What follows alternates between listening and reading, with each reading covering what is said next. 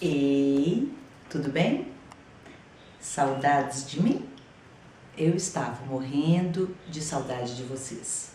Descansei, adorei minhas férias e agora voltei para vocês. Sabe qual vai ser o assunto da aula de hoje?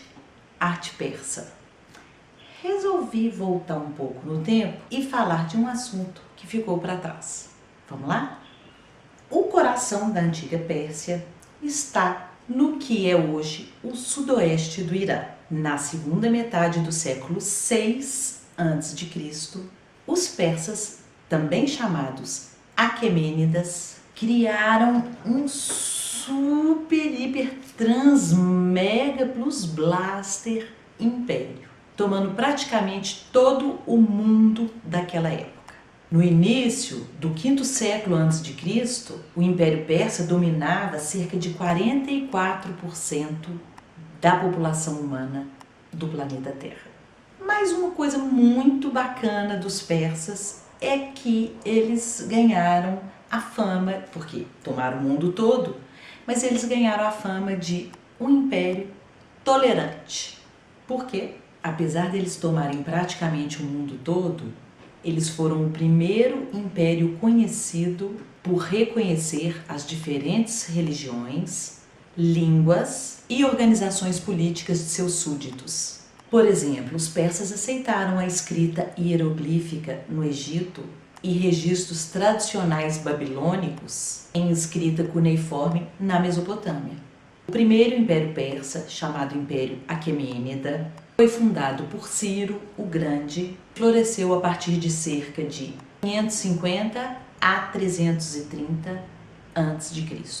O Império Aquemênida era centralizado na figura de um rei, dividido em regiões governadas por governadores regionais. Os reis persas criaram centros monumentais, um exemplo deles é Persépolis, e empregaram a arte e a arquitetura, mais uma vez, para elaborar mensagens que ajudassem a reforçar suas pretensões ao poder e retratassem com imagens o domínio persa, marcando a história, como a gente vai ver aqui.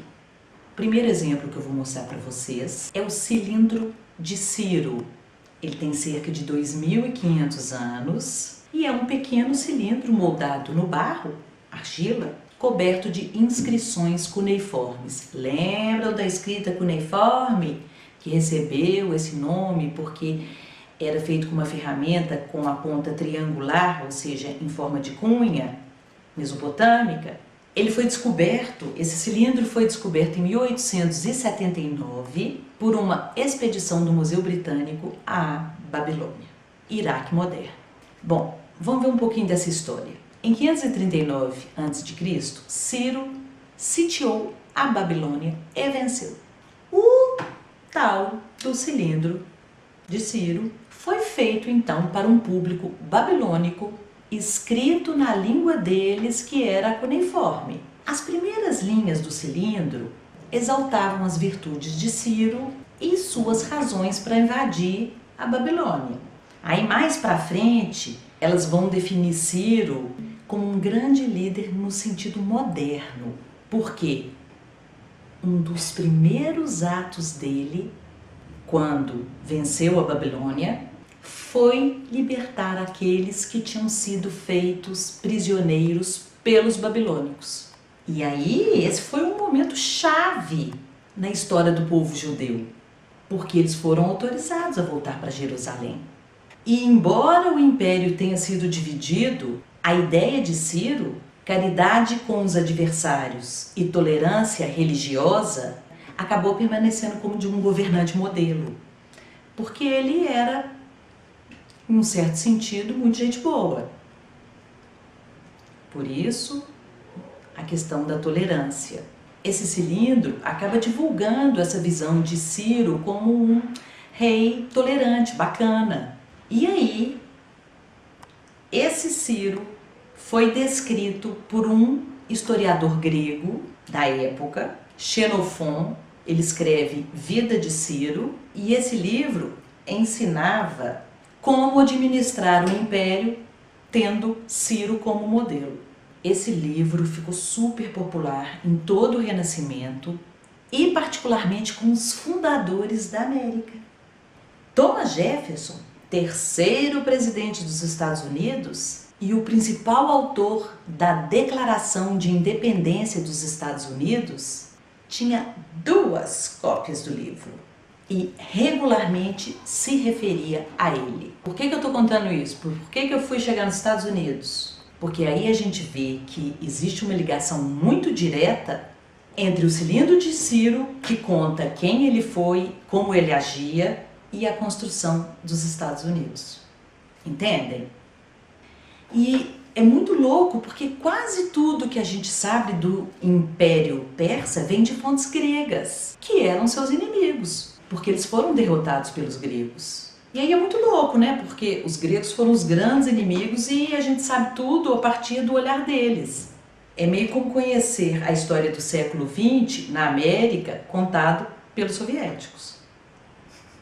E é por isso que o cilindro é tão importante. Os persas falando como os persas. É uma mensagem direta de Ciro, né? A própria função do selo de Ciro já vem de uma herança mesopotâmica, né? Vocês lembram do selo cilíndrico dos acadianos e que perdurou pela arte mesopotâmica fora?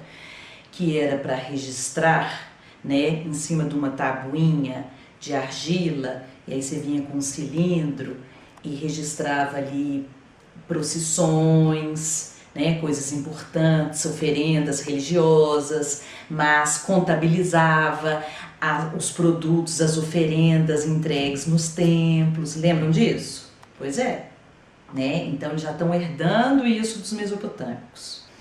Bom, por ser uma área muito vasta, né, do Império Persa, vocês viram no mapa, novas práticas tiveram que ser introduzidas para administrar esse grande espaço. Um exemplo disso é a introdução em grande escala de moedas. Ciro se inspirou nas moedas de prata e ouro da Lídia, que era governada pelo rei Creso, e ele se inspirou nas croecides, que eram como eram chamadas essas moedas, para criar as moedas aquemênidas. Olhem, por exemplo, uma croecide de ouro e uma croecide de prata, cunhadas pelo rei Creso, né, da Lídia. Elas são ilustradas com um leão atacando um touro. E aí, quando a gente vê a moeda de Ciro, a gente vai ver que é o mesmo tema, o leão atacando o touro, mas o desenho dos animais da moeda de Ciro é mais rígido, menos natural do que as moedas da Lídia. Essa cunhagem continua até a época de outro rei, o rei Dário. Dário introduz uma moeda completamente nova, que era chamada o ouro dárico, de Dário. E também os siglos de prata.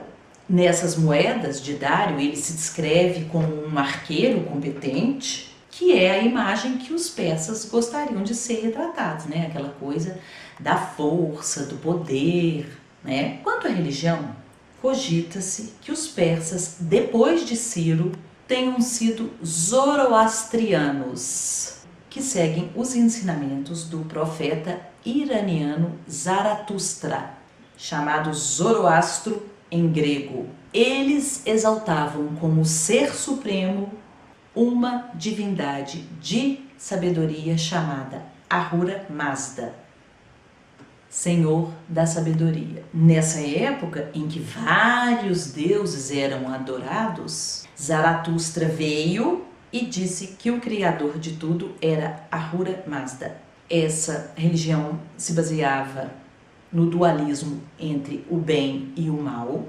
encarnados em Ahura Mazda, a luz, o bem, e Ahima, as trevas, o mal. O culto de Ahura Mazda era celebrado em altares de fogo, ao ar livre.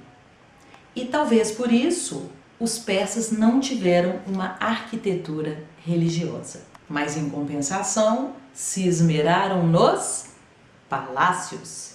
Um bom registro e pista dessa fé zoroastriana está na impressão do selo oficial do rei Dário. O rei caça um leão. Acima dele, uma figura alada com a cabeça de um ser humano. Provavelmente, Ahura Mazda. O texto na lateral declara: Eu sou Dário, o grande rei. E é legal porque o texto está em 3 idiomas: persa antigo, elamita e babilônico. Um sinal da natureza multicultural do império.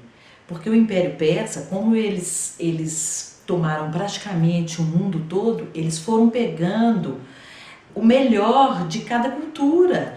Então ele é muito multicultural. A gente vê isso principalmente no rei Dário, né, querendo falar que eu sou fulano, e escreve em 3 línguas.